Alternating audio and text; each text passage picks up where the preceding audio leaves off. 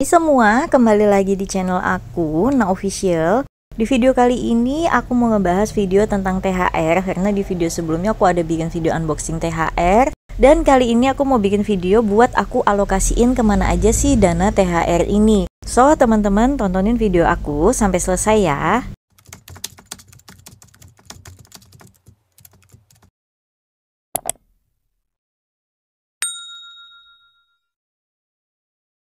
Jadi kalau teman-teman yang udah biasa nontonin video aku setiap tahun pasti bakal bikin alokasi dana THR seperti ini supaya menjaga si dana THR ini tepat sasaran, nggak salah alokasi. Karena takutnya kalau nggak bikin kayak gini, itu nanti biasanya bisa kebablasan guys. Apalagi ngerasa pegang uang banyak, akhirnya aku tuh beli hal-hal yang sebenarnya bukan kebutuhan utama ketika lebaran nanti. Takutnya nanti malah posku yang mulain itu malah nggak cukup. Nah di sini aku tuh selalu lakuin pembagian alokasi seperti ini supaya mengatasi THR ku nggak jadi boncos. Nah buat teman-teman di rumah ini penting banget guys bikin alokasi seperti ini. Alokasi ini menyesuaikan dengan kebutuhan kalian masing-masing di setiap lebaran. Jadi tiap orang pasti bakal berbeda. Nah kalau untuk aku pribadi di sini aku butuh alokasi untuk kasih ke orang tuaku itu sebanyak 600.000. Nah FYI total THR ku ini 2.500.000 ya guys. Nah terus untuk bahan masakan itu aku alokasikan 500.000. Jadi di sini aku sistemnya itu sokongan di rumah orang tuaku dengan kakak-kakakku yang lain. Dan di sini aku nyumbang itu 500.000. Terus untuk THR para bocil-bocil ponakan, anak-anaknya saudara aku itu 50.000 per orang, totalnya ada 8 orang, jadi 400.000 aku sisihin.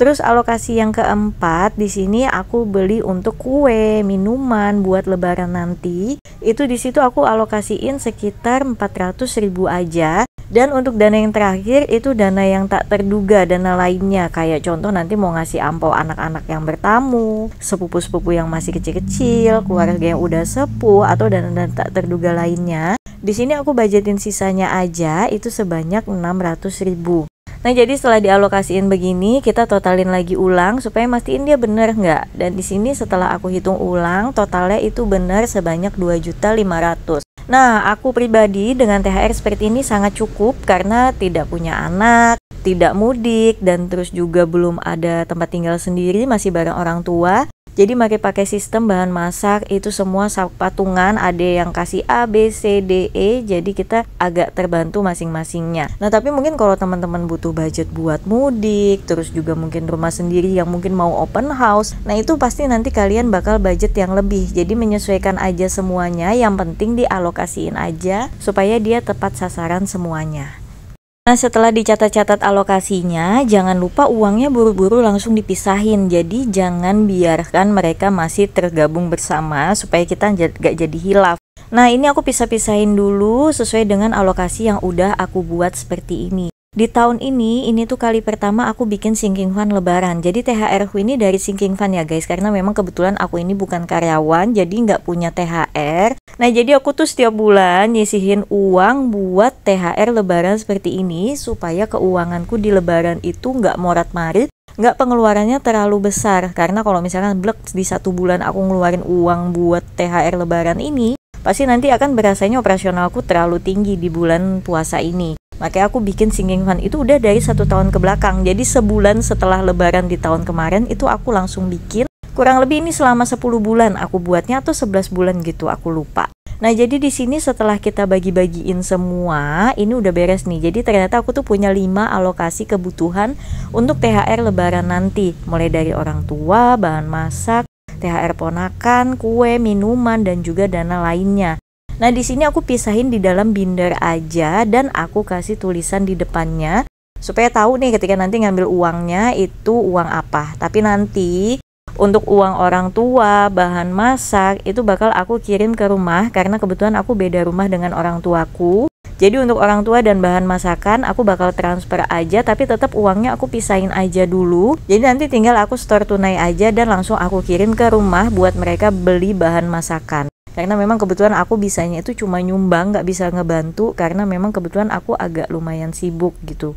Nah terus masing-masing tinggal kita pisah-pisahin aja. Nah tapi kalau untuk kayak kue, minuman itu biasanya aku langsung beli duluan di sini. Jadi nanti ketika malam takbiran aku bisa pulang ke rumah itu sambil bebawaan kue-kue dan minuman-minuman itu. Nah, jadi kalian juga bisa banget nih ngikutin cara aku seperti ini. Terserah dipisahinnya, boleh kalian pisahin di dalam dompet khusus yang memang udah ada sekatnya masing-masing. Karena aku kebetulan gak ada dompet khususnya itu, jadi aku pakai binder aja. Kebetulan aku punya binder nganggur ini, setelah aku cari-cari ternyata ada binder nganggur dan Koiopas gitu ada 5. Jadi di sini langsung aja aku pakai buat simpan dana THR ini. Jadi sebenarnya penyimpanan sementara aja ya, paling juga terpakai dalam beberapa hari aja. Karena memang lebaran udah tinggal menghitung hari aja guys. Kalian juga di rumah puasanya gimana? Lancarkah? Lebarannya gimana?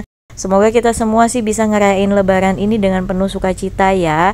Dan tetap diingat jangan terlalu berlebihan, penting kalian alokasikan budget khusus untuk dana lebaran ini supaya kalian nggak over budget. Karena tetap diingat guys, setelah lebaran kita masih punya kehidupan yang panjang yang butuh biaya yang berlebih.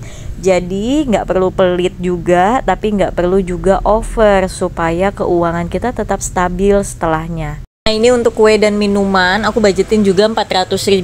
Jadi memang kalau kami di rumah itu tim yang udah lama banget jarang bikin kue lebaran, karena udah menemukan orang jual kue lebaran tuh harganya terjangkau dan juga rasanya enak. Karena biasanya kalau bikin kue akhirnya waktunya kebuang banyak, dan juga kadang kuenya juga setelah lebaran nggak sampai habis juga. Makanya mending beli sedikit-sedikit tapi aneka ragam banyak. Jadi memang kita memilih hal-hal yang memang memudahkan, tidak memberatkan. Jadi walaupun beli-beli tapi tetap ya guys, cari yang budgetnya oke, terus juga rasanya juga oke. Jangan cari budget minim tapi rasanya nggak oke, karena nanti kan bakalan dikasih buat ke tamu. Nah, terus untuk bahan-bahan masakan, nah jadi memang lebih fokus tuh keseringannya masak aja, masak sendiri di rumah ya kan. Apalagi nih kalau misalkan teman-teman yang pada seringnya tuh ngiter keliling-keliling tuh lebih enak jadinya harusnya. Jadi budget bahan masaknya bisa dialokasiin buat hal yang lain gitu. Nah, yang paling akhir yaitu dana tak terduga, dana ampau lebaran. Nah, ini salah satu dana yang menurut aku masih bisa diharapin nih ada sisanya. Jadi bisa buat dimasukin ke tabungan lagi ataupun buat nambah-nambah biaya hidup ke depannya lagi. Nah, jadi juga buat teman-teman nih ya, kalau misalkan punya THR nih, mumpung sekarang belum waktunya lebaran, belum kebagi-bagi, yuk buruan dibikin alokasinya supaya nanti THR kalian itu tertata rapi, bahkan mungkin masih bisa ada yang diharapin buat ada sisanya. Jadi nanti bisa buat nambah-nambahin kebutuhan setelah lebaran, atau malah bisa buat nambah-nambahin isi tabungan kalian ya kan.